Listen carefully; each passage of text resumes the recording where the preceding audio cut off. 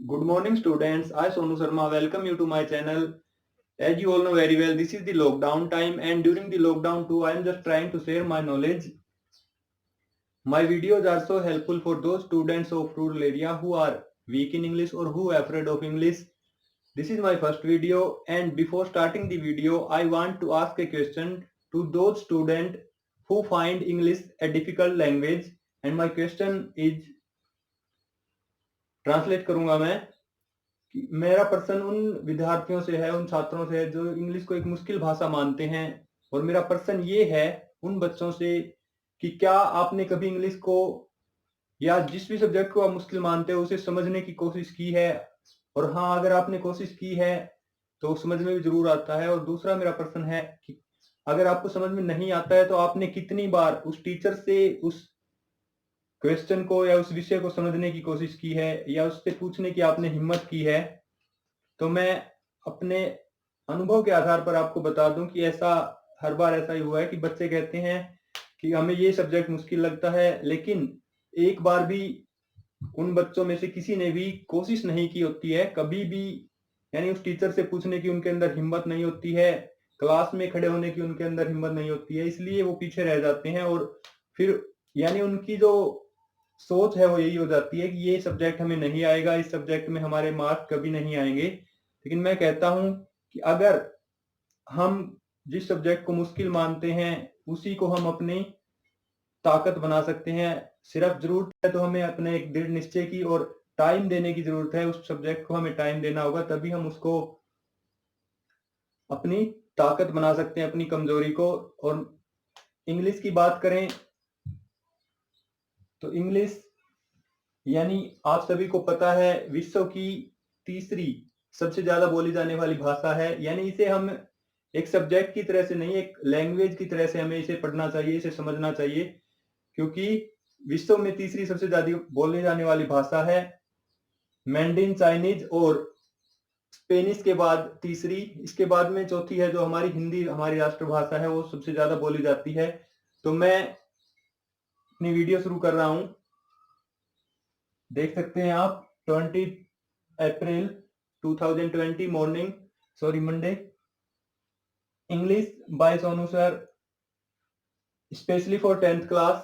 Specially for 10th class मैंने लिखा है क्योंकि जो ग्रामर सेक्शन है वो लगभग पहले बेसिक इंग्लिश हम करेंगे, फंडामेंटल्स ऑफ इंग्लिश, उसके बाद में हम 10th क्लास का जो सिलेबस है उसी के अकॉर्डिंग, यानी जो ग्रामर पोर्शन है उसको हम पढ़ेंगे लॉकडाउन के दौरान। तो वीडियो शुरू करेंगे। इससे पहले मैं आपसे कहना चाहूंगा कि आप पेन, पेंसिल, नोटबुक निकाल करके नोट कर सकते हैं। जो भी आपको समझ में आता है, अच्छा लगता है, उसे आप नोट कर लें। वीडियो शुरू करेंगे हम। सबसे पहले मैं एक सेंटेंस लिख रहा हूं जो मैंने पहले अभी बताया आपको। Treat English as a language, not as a subject. मैंने लिखा यहाँ पे treat English as a language not as a subject. पहले मैंने बताया था कि हमें इंग्लिश को इस तरह से पढ़ना है, इस तरह से समझना है, एक भाषा की तरह से। यानी एक विश्वव्यापी भाषा है, ये पूरे विश्व में बोली जाने वाली भाषा है, तीसरी सबसे ज्यादा बोली जाने वाली भाषा है। तो इसको हमें एक भाषा के रूप में, यानी एक हमें डेली लाइफ की जो नीड है उसके अकॉर्डिंग इसको समझना होगा, तभी हम इसको अच्छे से सीख सकते हैं। और आपको एक जानकारी मैं आपको बता दूं, जो नॉन नेटिव और नेटिव इंग्लिश स्पीकिंग का जो रेशो है वो 3:1 है। 3:1 रेशो है। यानी जो नॉन नेटिव स्पीकर है इंग्लिश के वो 75% है और नेटिव स्पीकर है वो 1% है। इसके बाद अब हमने इंग्लिश की बात की, लैंग्वेज की बात की, तो मैं लैंग्वेज से ही शुरू करना चाहूंगा। लैंग्वेज की डेफिनेशन सबसे पहले हम करेंगे। लैंग्वेज होती क्या है आखिर? हिंदी में आप सभी को पता है इसको हम भाषा कहते हैं। हिंदी में डेफिनेशन भी आपको पता होगा, लेकिन हम यहाँ पे इंग्लिश की क्लास में है तो इंग्लिश में डेफिनेशन करेंगे। Language, it is the means by which a person share his thoughts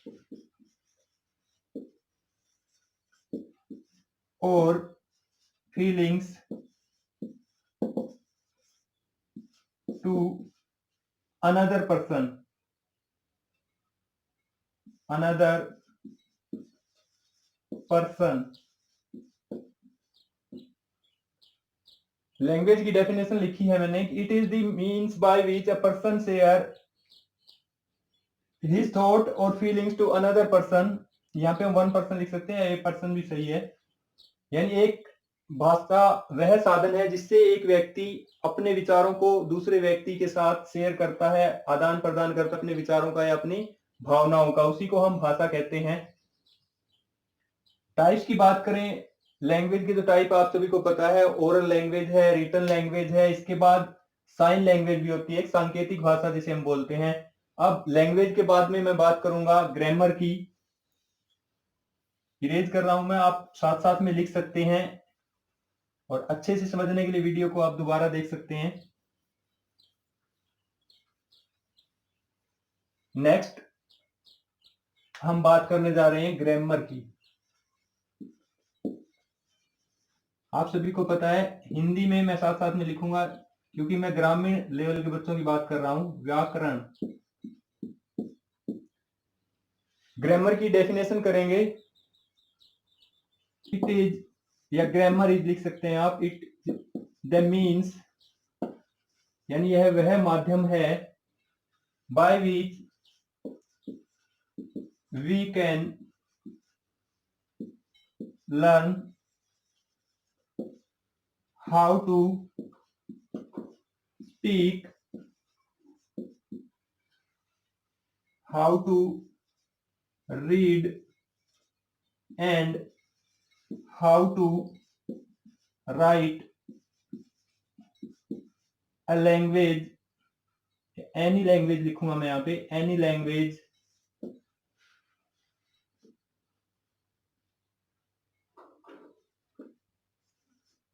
correctly। Grammar की डेफिनेशन आप देख सकते हैं, it is the means by which we can learn how to speak, how to read होगा यहाँ पे, how to read and how to write any language correctly.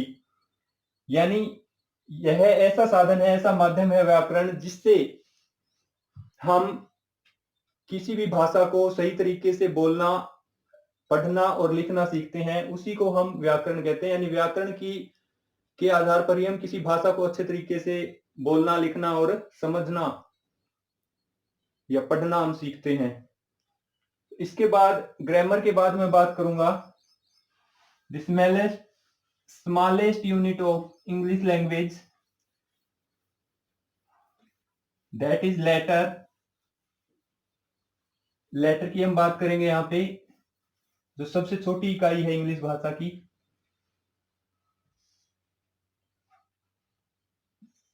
Letter यानी वर्ण।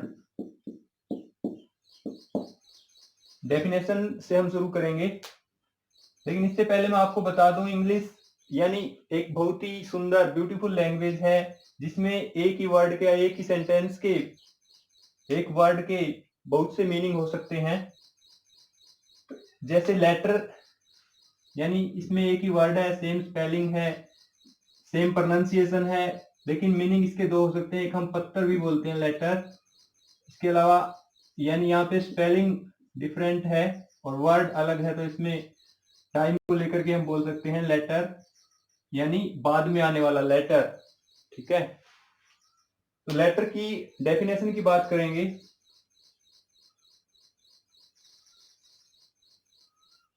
वीडियो ज्यादा लंबा हो जाएगा, अदरवाइज मैं इसके बारे में आपको बता सकता था कि होमोनिम और होमोफोन्स होते हैं। ये थोड़ा सा मैं आपको इसके बारे में बता दूं।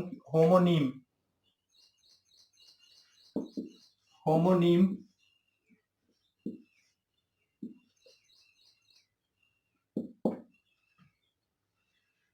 और होमोफोन्स।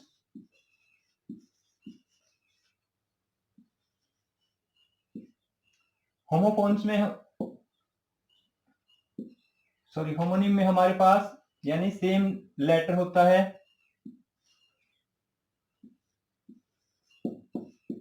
सेम स्पेलिंग होती है और मीनिंग अलग अलग होता है। जैसे लेटर का मैंने बताया 2 मीनिंग होता है, अलग अलग वर्ण और पत्र होते हैं। इसी तरह से होमोफोन में प्रोनाउंसिएशन सेम होता है लेकिन स्पेलिंग अलग होती है। जैसे एक मैं बोल देता हूं न्यू और दूसरा बोल देता हूं मैं न्यू, यानी दोनों का प्रोनाउंसिएशन सेम होता है लेकिन स्पेलिंग डिफरेंट होती है। तो ये इनको हम होमोफोन्स बोलते हैं और मीनिंग भी इनका अलग होता है। इसके बाद बहुत से वर्ड है ऐसे नो, नाइफ, नीड। वर्ण की डेफिनेशन की बात करेंगे हम, लेटर को इंग्लिश में किस तरह से हम डिफाइन कर सकते हैं। It is the smallest sound of any language which can not be divided.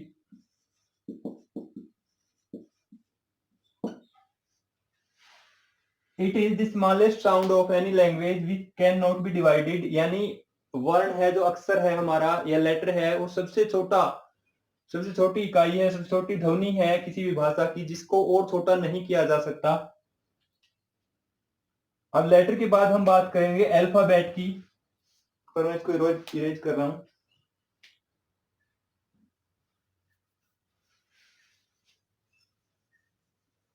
Alphabet दो शब्दों का मेल है, अल्फा और बीटा। ग्रीक भाषा के जो पहले दो अल्फाबेट है उनसे मिलकर के बना है अल्फाबेट। अल्फाबेट यानी वर्णमाला, वर्णों का समूह। अल्फाबेट की डेफिनेशन की बात करूं तो alphabet it is the systematic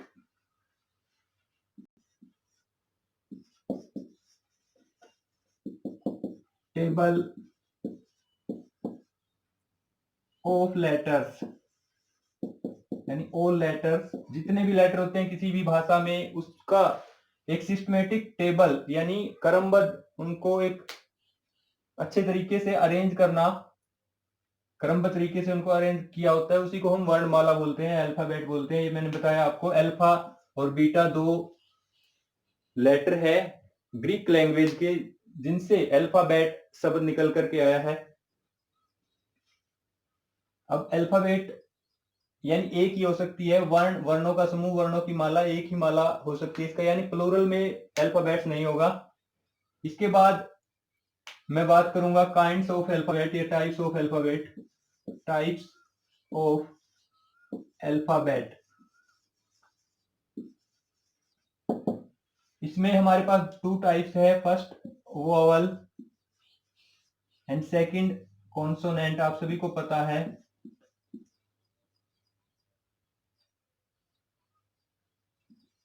consonant, vowel जैसे आप सभी को पता है ए, ई, आई, ओ एंड यू। इसके बाद जितने भी बच जाते हैं बी, सी, डी, एफ, ये सभी कॉन्सोनेंट है यानी व्यंजन है। इसके अलावा हम बात करते हैं सेमी वावल। 2 सेमी वावल भी होते हैं इंग्लिश लैंग्वेज में, यानी डब्ल्यू और वाई, इनको हम सेमी वावल बोलते हैं। तो लेटर यहां तक अल्फाबेट और लेटर हम कर चुके हैं। इसके बाद में मैं बात करूंगा वर्ड।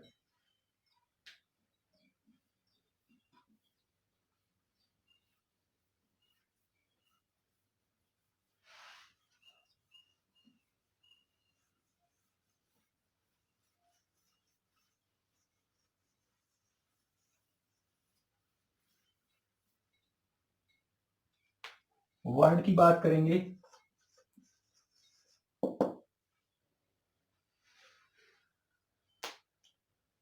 शब्द,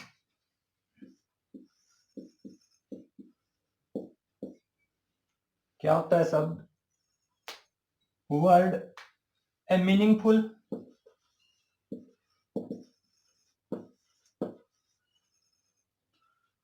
arrangement of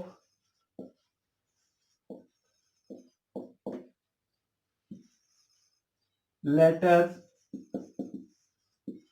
is known as a word. A meaningful arrangement of letters is known as a word. या फिर एक और डेफिनेशन मैं आपको बता सकता हूं, it is group of letters which makes a complete sense. Word is a group of letters which makes a complete sense. दोनों डेफिनेशन से ये मीनिंगफुल अरेंजमेंट या कॉम्बिनेशन है, यहाँ पे हम लिख सकते हैं अरेंजमेंट की जगह पे, यानी सार्थक शब्दों, सार्थक वर्णों का जो समूह होता है उसे ही हम वर्ड कहते हैं. फॉर एग्जाम्पल मैं लिखता हूं पेन, यानी ये सार्थक वर्णों का समूह है, लेटर्स का समूह है, PEN. 3 वर्ण है यहाँ पे, देख सकते हैं आप. अगर इनको मैं इस तरह से लिख सकता हूं, लेकिन ये वर्ड नहीं होगा क्योंकि इनका कोई मीनिंग नहीं निकल रहा है. तो वर्ड होने के लिए उसका एक मीनिंग भी निकलना चाहिए, कंप्लीट सेंस भी निकलनी चाहिए. बहुत से वर्ड ऐसे हो सकते हैं. अब हम बात करेंगे formation of word. Formation of word,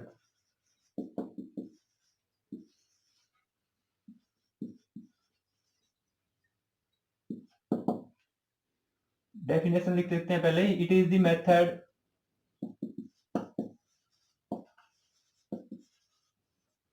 by which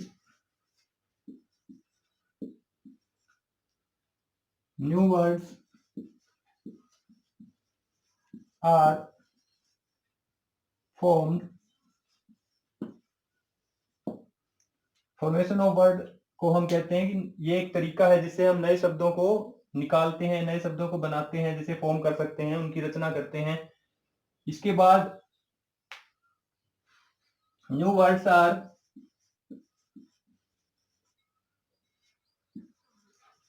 formed by adding affixes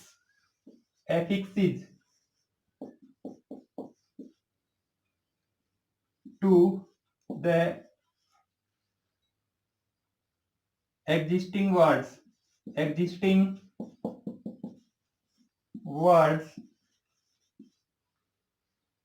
New words are formed by adding existing affixes to existing words or by using existing words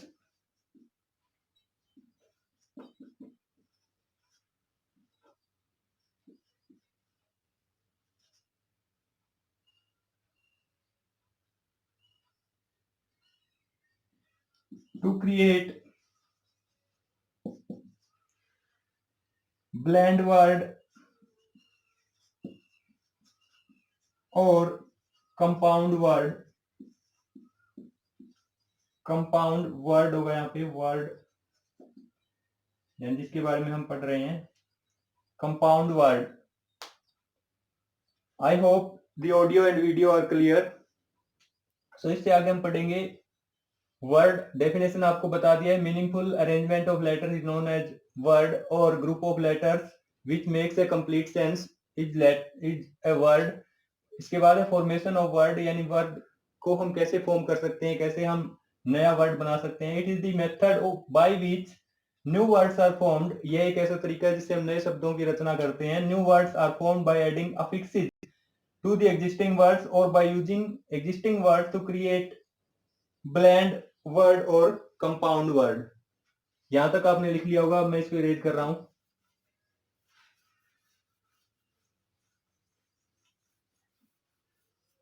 existing word आप समझ गए होंगे.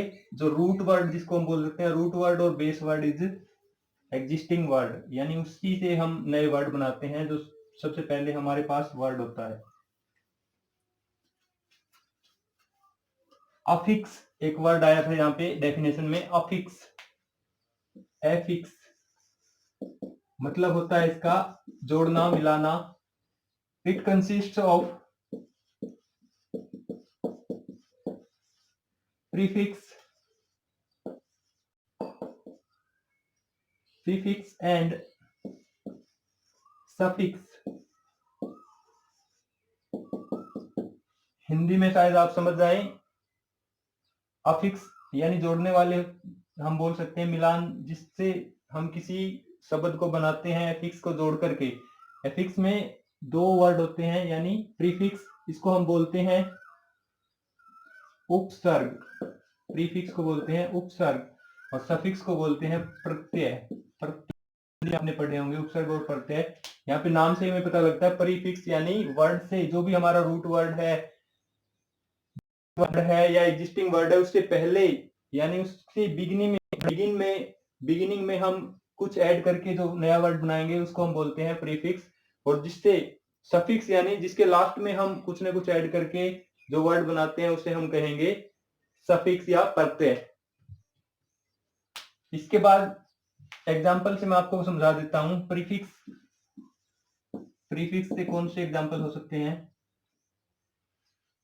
प्रीफिक्स में हम जैसे इन लगा करके, आगे आई एम लगा करके, जैसे पॉसिबल से इम्पॉसिबल होता है, करेक्ट से इनकरेक्ट, यानी एंटोनिम बढ़ाने के लिए हम इसका यूज कर सकते हैं। इसके अलावा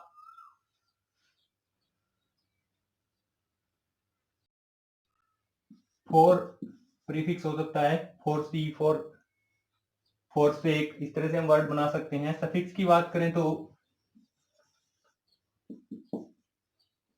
सिंगल यू है, यहाँ पे डबल एफ है। एग्जाम्पल में आप लिख सकते हैं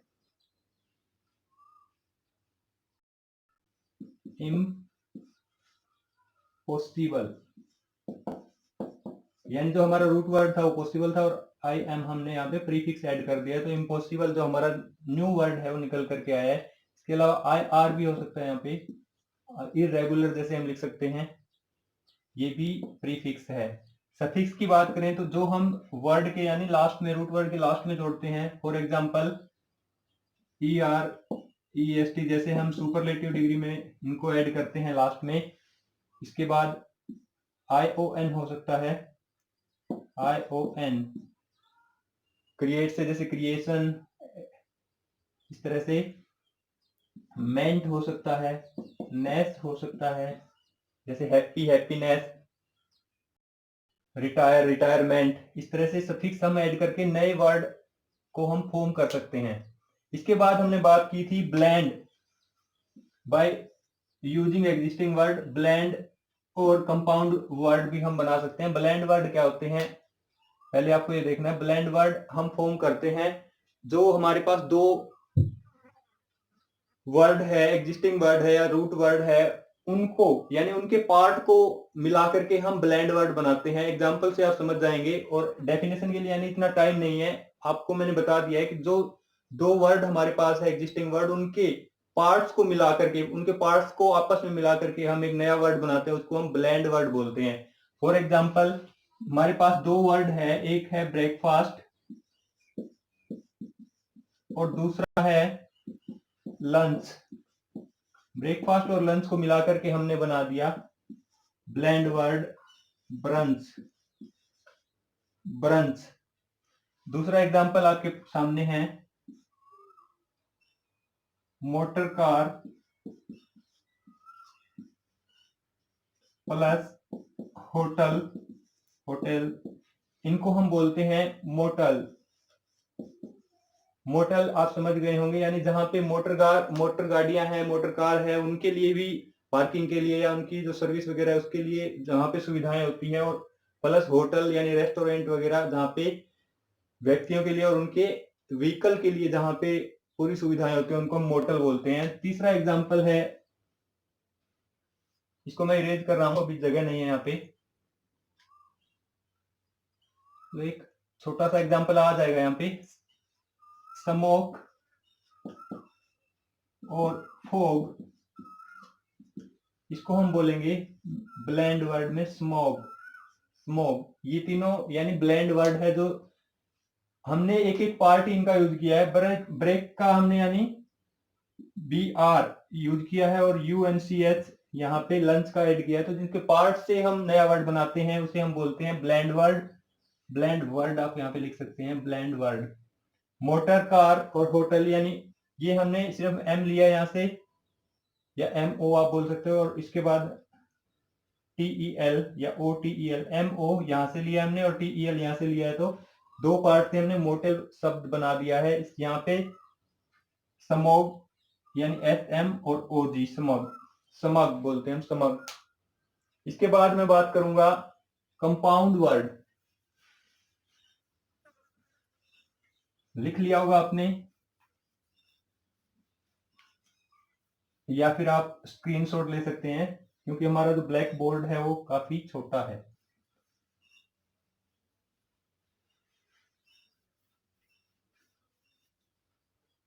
कंपाउंड वर्ड,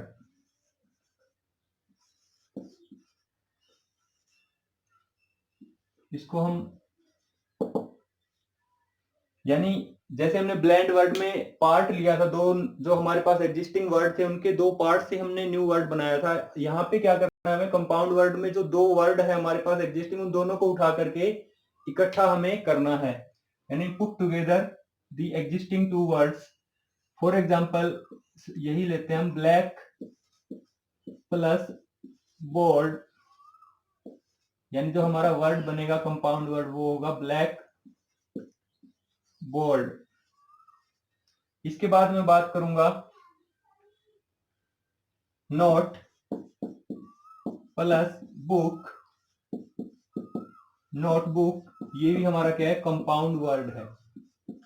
यानी इस तरह से हम बहुत से वर्ड, नए वर्ड बना सकते हैं। चार तरीके हमारे पास, adding prefix at beginning and adding suffix at end of the existing word, और कंपाउंड वर्ड और ब्लेंड वर्ड। यानी इन तरीकों से हम नए वर्ड की रचना कर सकते हैं।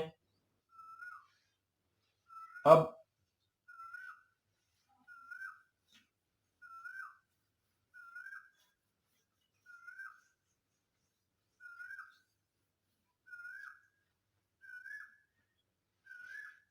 सेंटेंस की बात करेंगे। Sentence,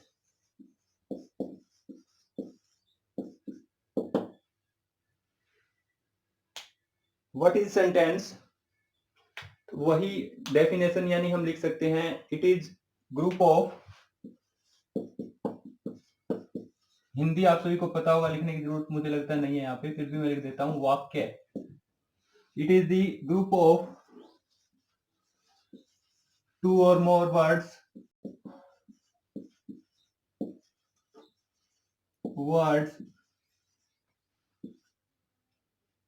which make a complete sense। मेरी राइटिंग ज्यादा अच्छी नहीं है तो मैं रिक्वेस्ट करूंगा, प्लीज इग्नोर इट। वैसे मैं बोल के बता रहा हूं तो आपको समझ में जरूर आ जाता होगा। टू और more words, group of two और more words which makes a complete sense.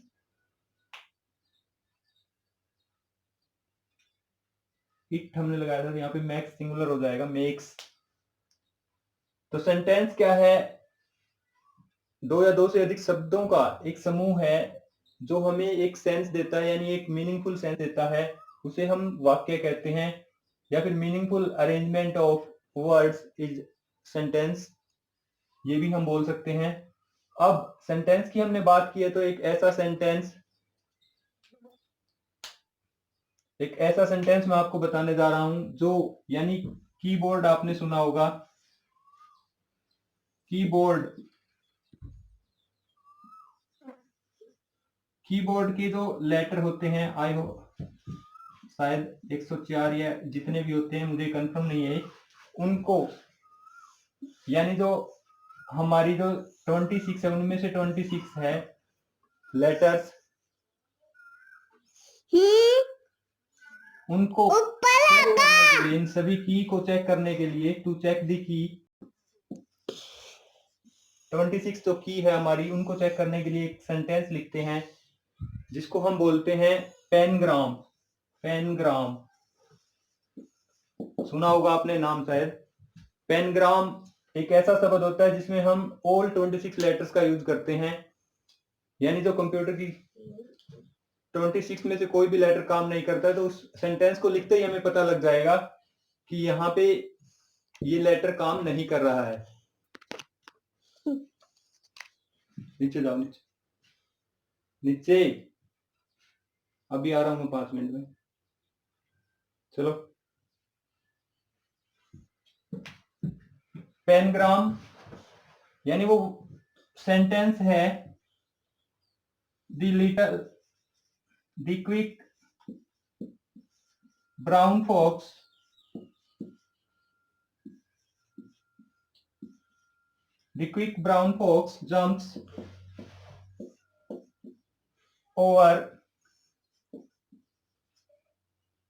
jumps over a lazy dog. The quick brown fox jumps over a lazy dog. यानी यहाँ पे आप देख सकते हैं जो 26 लेटर थे वो सभी आपको मिलेंगे, आप चेक कर सकते हैं। तो इस ऐसे ग्रुप को हम क्या बोलते हैं? पेनग्राम बोलते हैं। अब सेंटेंस तक हमारा हो गया, इससे आगे का जो पार्ट है वो हम सेकंड यानी नेक्स्ट वीडियो में करेंगे। तो I hope language, grammar, letter, alphabet, word, ये डेफिनेशन आपको समझ में आ गई होगी, फॉर्मेशन ऑफ वर्ड्स। तो आपसे एक रिक्वेस्ट करूंगा मैं, अगर वीडियो पसंद आया है तो कृपया करके लाइक जरूर करें, अगर आपको पसंद आया है तो। ओके, अगली वीडियो में मिलते हैं। जय हिंद, जय भारत।